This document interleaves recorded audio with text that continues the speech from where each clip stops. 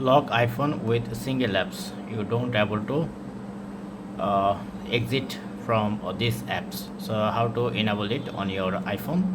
For that, open your phone setting and you have to open your accessibility. Under accessibility, you can see the guide access. Just enable your guide access, enable it. So once you enable, then you can see the passcode setting, set guide access password. So I am enter my guide access password.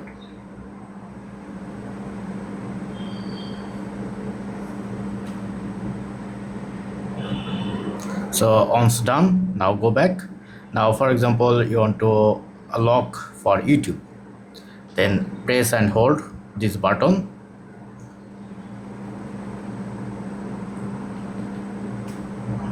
So once you double tap, then you can see this kind of interface. Now press on start. Now enter your passcode. Now your phone is locked with these apps only. You don't able to exit.